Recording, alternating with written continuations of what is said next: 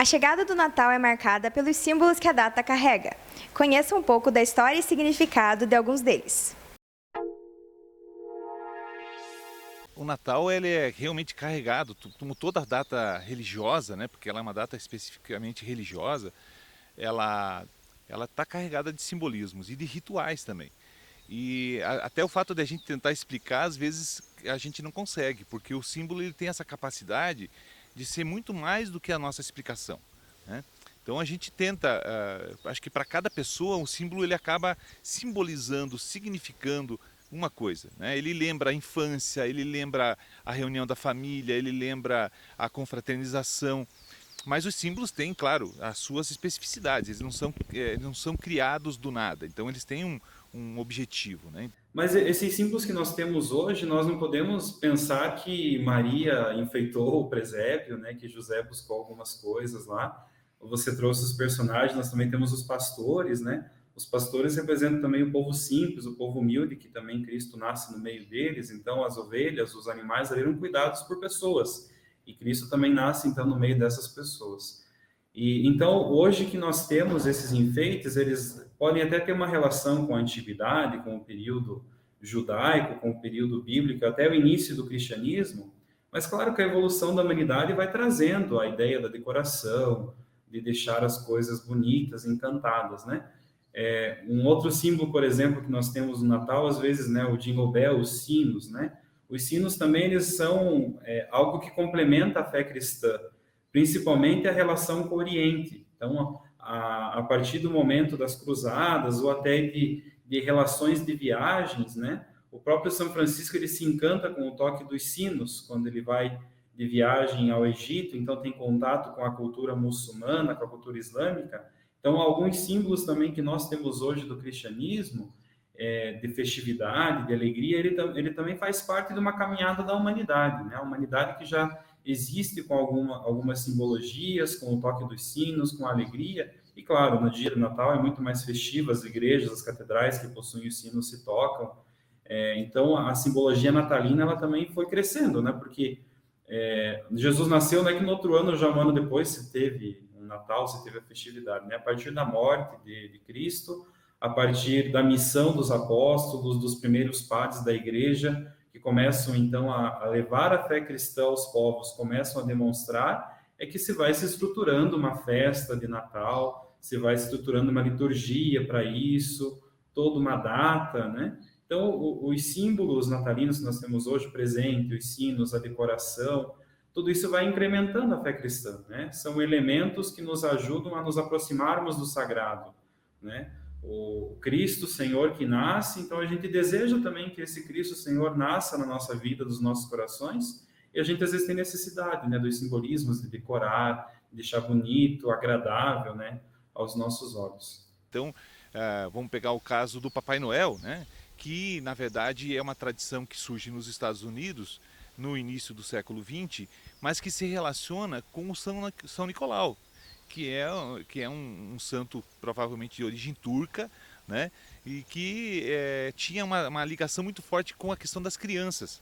Então talvez essa ligação é que vem essa perspectiva do Papai Noel que traz os presentes, né?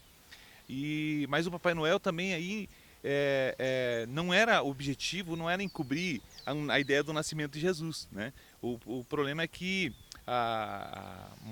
vamos dizer assim, a história vai mostrando que como a sociedade vai evoluindo, vai mudando, vai se transformando, ela também modifica os símbolos, né? Então um símbolo que é eminentemente religioso, ele pode em algum momento deixar de ser tão religioso e passar a ter um significado às vezes muito mais econômico, voltado a ser um marketing propriamente de uma empresa ou de um grupo de empresas. Então o Papai Noel muitas vezes acaba ficando isso, né?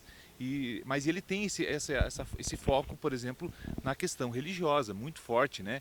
É a ideia de um bom velhinho, é a ideia da solidariedade, é a ideia de tentar convencer nas crianças a ideia de que se elas forem boazinhas, fizerem um bom ano, né? Estudarem, vamos dizer assim, ajudarem os pais, elas vão ter uma recompensa. A recompensa entra com a ideia do presente, né? Então tem essa perspectiva desde a origem, tem essa perspectiva, e acho que continua um pouco isso, né? O Papai Noel ele tem origem com um santo católico chamado São Nicolau. Ele era um bispo, né, na região nórdica da Europa, e ele então tinha o costume de presentear as crianças nessa época do ano, né, época natalina, e toda a sua benfeitoria foi reconhecida, né, e a questão, né, de associar a figura, né, o bispo ele tinha a roupa de frio, né? O Papai Noel que nós temos hoje, ele é uma continuidade do Santo Nicolau que saía em meio à neve para presentear as crianças, né? Então tinha toda essa questão da pessoa adulta que chega, né? Então tem uma vestimenta toda própria, né? Inverno, um casaco, uma calça, uma touca, né? E isso foi sendo adaptado, então, para a realidade do comércio, a realidade do Papai Noel, né? Então, a benfeitoria do São Nicolau, de agradar o seu rebanho, né, principalmente as crianças no Natal. Então deu origem a essa figura expressiva do Natal, que é o Papai Noel, né? Ela é uma figura comercial de uma história, né, de um velhinho que mora no Polo Norte, né? E essa relação então do velhinho que mora no Polo Norte também é relação com São Nicolau, porque São Nicolau estava na parte norte, ali na Europa, então muito próximo do Polo, né? Uma região fria, região com nevascas, né? Então, por isso essa adaptação também, né? Então, vamos levar essa história mais ao norte, né? Então, o velhinho que mora isolado lá, que tem a sua fábrica de presentes, né? Claro que tem toda a magia do Natal, toda a questão da imaginação, coisa que a gente não pode privar as crianças também, né? De uma história, da imaginação, da alegria, do encanto do Natal, né? Mas, claro, a situação comercial desvirtua um pouco isso, né?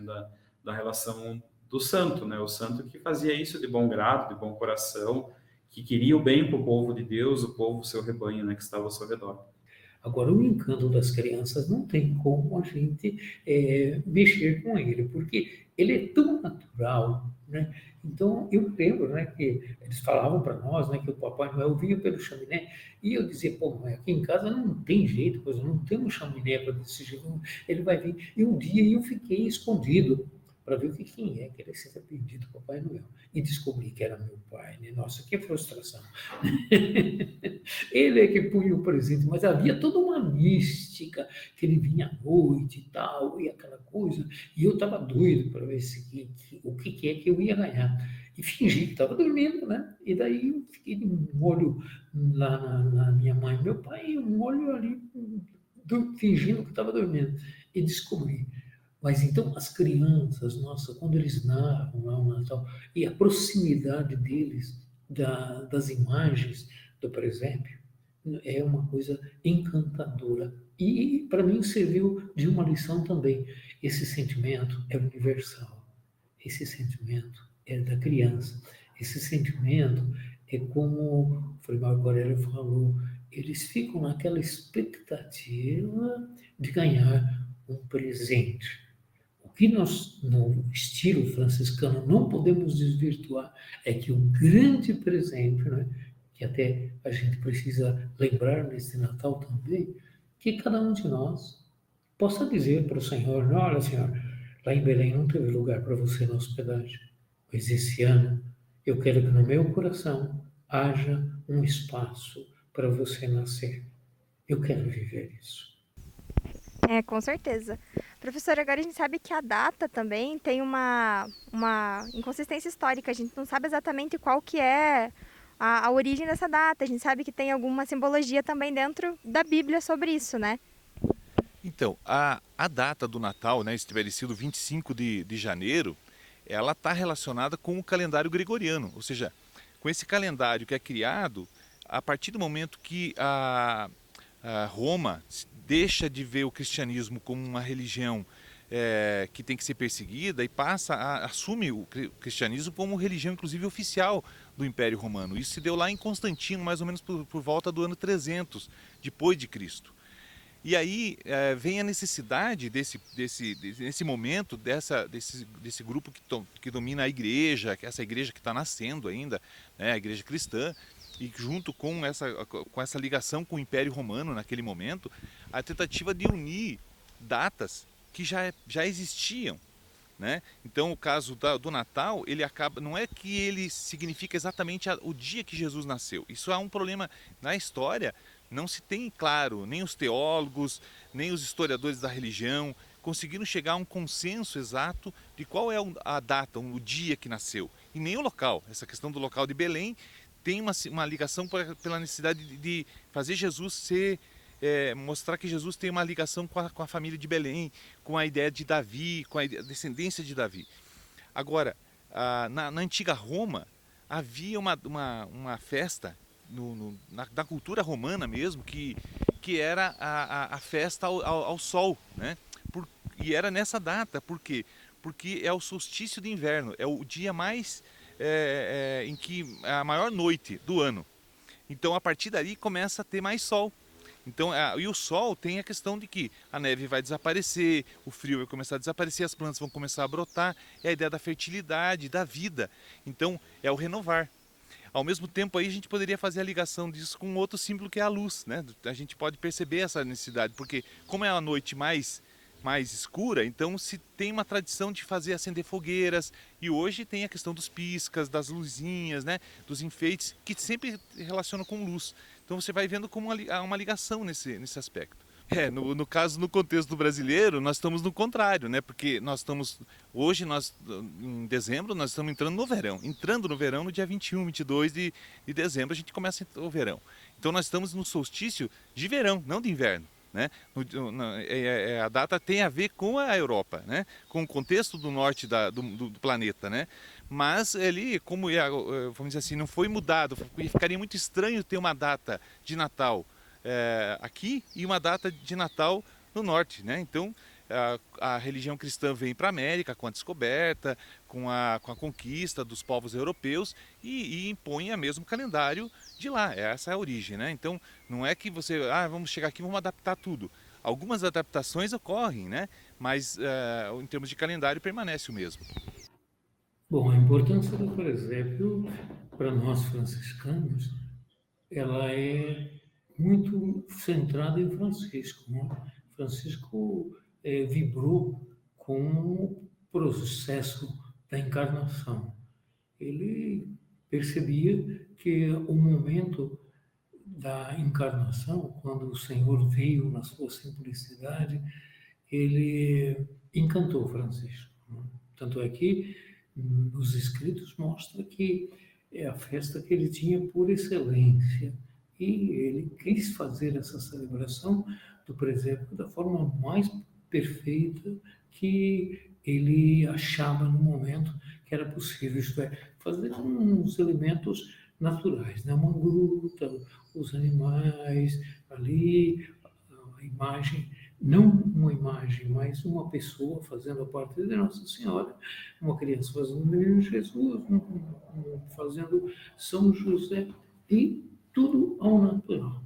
E isso foi possível na igreja, e a partir daí consta que o presépio começou a existir cada vez com mais frequência.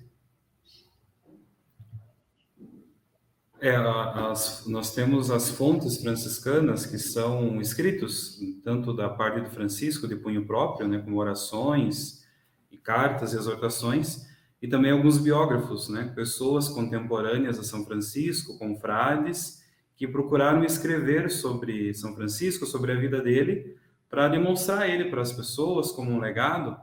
E dentre esses autores nós temos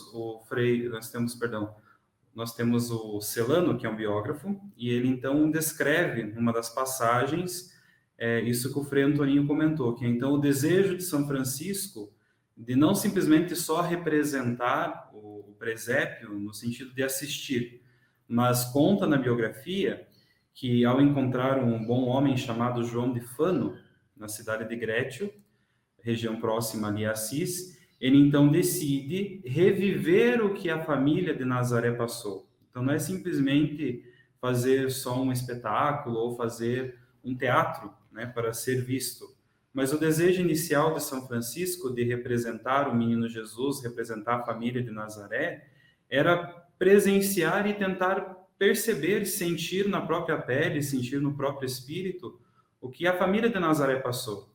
Simplesmente um bebê que nasce num lugar onde os animais vivem, né? O Cristo Senhor, o Rei dos Reis, o Filho de Deus que vem à humanidade E não é qualquer nascimento, é um nascimento, então, em meio à pobreza, meio à simplicidade, meio aos animais. Então, o nascimento do presépio, a origem, então, é o desejo de São Francisco de sentir o que o próprio menino Jesus sentiu ao nascer, claro, como criança, né? Mas a própria família de Nazaré, os apuros, né? Porque a gente vê o presépio hoje de uma maneira tão bonita, tão significativa, com luzes, né? Tão bonito ter uma vaca ali do lado, o burro, um carneiro, a ovelha, mas sabemos que a realidade de estar em contato com os animais, ela também tem seus desafios, né? O próprio odor, às vezes o animal também ele tem um certo humor, né? Um comportamento, então não é simplesmente fácil dar à luz a uma criança nesse ambiente. Então São Francisco também quis perceber isso, né? O próprio Deus, o próprio Cristo que se encarna, o Verbo que se fez carne, ele quis ser simples, ele quis então estar em meio à natureza, em meio aos animais, e então o primeiro presépio, a primeira representação que nós podemos então encontrar com São Francisco, era esse desejo, tanto de assistir, de contemplar o menino Jesus que ali nasce, mas também sentir um pouco da dificuldade, da pobreza e, claro, a simplicidade da encarnação. E também é importante no relato que traz, né, da primeira Celano, na biografia sobre São Francisco, que ele ficou muito exultante, né? Diz que ele cantou o Evangelho, então esse desejo, às vezes meio geográfico, que tem uma representação, às vezes, quem sabe, até um pouco exagerado, mas todo esse desejo, de fato, de São Francisco de querer louvar e agradecer a Deus porque o filho dele se fez carne e habitou, então, no meio da humanidade. Então, o presépio tem essa origem, tanto de simbologia, de representatividade do menino Jesus, mas também de sentimento. São Francisco quis sentir na própria carne, com os próprios olhos, e quis que também o público, né, chamou, convidou as pessoas, quis que as pessoas também sentissem o que foi o nascimento. Aí tem uma coisa também muito importante, isso Frei Marco Aurélio disse, é a questão do mistério. Há todo um clima misterioso aí. Esse nascimento não foi um nascimento qualquer. Já haviam muitas citações bíblicas falando desse momento, né? Quando, na plenitude dos tempos, aconteceu isso. Então, essa Maria, essa mulher preparada para ser mãe do Senhor. E a simplicidade, na narrativa de São João, a gente percebe isso com uma certa dramaticidade. Por exemplo, São João narra, né, que ele veio para os que eram seus e os seus não o receberam. Veja bem, uma pessoa com essa importância, uma criança com essa importância, uma mãe com essa importância, um mistério acontecendo ali, e ninguém sabia. Ele estava numa ignorância dramática ali e não tinha lugar para ele. Isso aqui também é uma coisa que a gente tem que levar em consideração. Será que no Natal de hoje tem lugar para ele nascer? Mas uma coisa, o Frei Antoninho falou muito desse cenário que foi o nascimento de Cristo, né? Da quantidade de atores que tiveram ali dentro e que tiveram importância, né? O Frei Marco comentou dos animais, ali a gente tem os reis magos, a gente tem todas essas pessoas envolvidas e todos esses seres que estão envolvidos que Francisco valorizava muito. E, além disso, a gente sabe que 80% do Natal que a gente conhece hoje em dia tem influência do que foi o nascimento de Jesus Cristo, né? Então, assim, a gente consegue observar, por exemplo, a presença de presentes que têm origem dentro do nascimento de Cristo, presentes, a estrela, os enfeites de Natal, o pinheirinho, todas essas coisas têm alguma ligação com a história. Então, eu queria que vocês comentassem um pouquinho mais sobre isso também, sobre esses outros símbolos além do presépio. Nós temos a realidade do nascimento de Cristo já, por exemplo, com você disse, os presentes, né? Então, a visita dos Reis Magos não é simplesmente só a visita de uma autoridade. A visita dos Reis Magos representa a manifestação de Cristo, uma epifania. Então, o Cristo que se manifesta, que se revela ao mundo. Os magos representam, então, os povos, a humanidade inteira, então, que acolhe o Messias Salvador, né? E o que a humanidade pode, então? A humanidade presenteia do que tem mais valioso. Naquele momento, então, era o ouro, também a questão do perfume, do incenso, né? E a mirra, que também já tem um significado até com a própria morte de Cristo, né? O perfume também que era utilizado para aqueles que eram mortos na cruz e eram então sepultados. Então, o presente já tem essa ligação bíblica presente no relato, já com uma humanidade também que retribui o Messias Salvador que nasce no meio da humanidade. E a gente tem que olhar tudo isso que ele falou e também ter um certo senso crítico. O mundo de hoje, de uma certa forma, esvaziou o sentido profundo de Francisco do Presépio, porque a gente não vê nas lojas, nos shoppings, em muitos lugares, a figura de Jesus Cristo como é ele a partir do momento do nascimento dele. O que me chamou a atenção é que o grande presente do Natal, às vezes, não é lembrado. Que é interessante a gente perceber, por exemplo, que o Natal, assim como toda festa religiosa, ela nos mostra como a gente, mesmo estando em 2021, entrando quase em 2022, ou seja, nós estamos no século 21, né? A gente mudou muito o contexto, nós temos uma sociedade altamente tecnológica, mudanças significativas em termos econômicos, né? Mas a gente tem ainda essa ligação entre um tempo que é secular, que é o nosso calendário da gente ter que trabalhar, é o dia a dia, é as 24 horas marcadinha no tempo, né? A gente precisa ter muito controle dessa questão do tempo do trabalho, né? Então esse tempo secular. E ao mesmo tempo a gente percebe que a gente continua convivendo com outras formas de tempo, ou seja, é o caso do Natal. O Natal é um tempo religioso, né? Então, por mais que ele tenha hoje talvez a ligação com o comércio, com a ideia do vender, do presente, né, da festa, mas ele tem a relação direta com o nascimento de Jesus e com essa ideia de um ciclo, né? Então é um ciclo que está encerrando, que é um ano litúrgico, e está iniciando um outro ano litúrgico, né? E isso é muito significativo no campo da religião, né? O campo da religião vai sempre ter esse ciclo, né? Esses ciclos temporais que tem a ver com nascimento e morte de Jesus e assim por diante.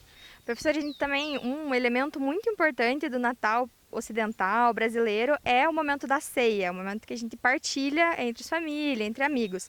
O senhor pode comentar para a gente um pouquinho sobre os alimentos, sobre esse preparo, sobre como se dá toda essa tradição historicamente? É interessante, né? As festas religiosas e essas festas que são de um caráter ritual alegre, festivo mesmo, né, como o Natal, ela foi mudando com o tempo. Se a gente pegar, a gente vai misturar hoje tradições que são tradições talvez dos nossos pais, dos nossos avós, com coisas que nós incorporamos hoje. Então, de repente, nós incorporamos hoje um elemento lá, o panetone. O panetone é uma coisa recente, mais recente na história. Ou o peru dentro da ceia, né? Porque a gente essa dificuldade, inclusive, de encontrar esse alimento fora dessa data. Então, ele já se torna ligado a essa data porque você vai ao mercado e encontra peru nessa época, não encontra em outra época, né? Então, mas assim, o que eu acho significativo nessa questão dos alimentos e desses momentos, que é o momento do final do ano, é bem essa relação entre o alimento e o final de um ciclo, né? Então, nós estamos fechando um ciclo e temos essa necessidade, que é uma necessidade ritualística, de vamos dizer assim, festejar tudo que foi de bom, né? Comemorar que a gente está vivo, dentro de pandemia e toda essa coisa, né? Desigualdade social e dificuldades das pessoas, e você comemorar que você está aí vivo e ao mesmo tempo você está reunindo familiares que às vezes ficam longe o ano todo, às vezes não conseguem inclusive todo ano se encontrar, criando elementos para fazer a festa ficar mais legal. Então se cria, sei lá, um amigo secreto, tudo isso é invenção que vai surgindo dentro da história, não é uma coisa que tinha desde sempre, né? Também nós agradecemos, né, desde aqui de Curitiba, a nossa saudação de Feliz Natal a vocês aí da Folha de Irati, também todos os iratienses, todas as cidades aí da região que acompanham o trabalho de vocês, um feliz e santo Natal. Nós falamos um pouco dessa relação comercial, né? Estamos num momento de retomada econômica, de retomada de vida, né? Ainda com precaução, ainda com alguns riscos, mas graças a Deus podemos usufruir de um Natal melhor do que nós pudemos viver o ano passado, então fica esse sentimento, né, da alegria, da vibração de poder sair às ruas, ver uma decoração, comprar um presente, mas também a alegria do menino Deus que nasce, que nos traz tantos ensinamentos, tantos valores para a nossa convivência humana, para a nossa humanidade. Então fica esse desejo a cada um de vocês, um feliz e santo Natal na companhia de seus familiares, seus amigos, as pessoas que vocês amam. A todos vocês iratienses, né? Eu como cidadão iratiense, né? Quero relembrar que Irati tem muito a ver com a minha vida e eu tenho muito a ver com Irati, né? Então, a minha história dentro do Santa Maria ali, a minha vida com o pessoal do OFS, na Capela São Francisco, um Feliz Natal para vocês, um ano novo bem melhor, com essa liberdade que o Frei Marco Aurélio falou, que a gente já começa a ter, vai nos ajudar muito. Mas ninguém exagere, não, né? Tem outros vírus aí, tem variantes perigosas. Não facilite. Faça tudo o que deve ser feito, mas sempre com aquela grande virtude da prudência. Um Feliz Natal, um ano novo, cheio de paz para todos vocês. Paz e bem. Paz e bem.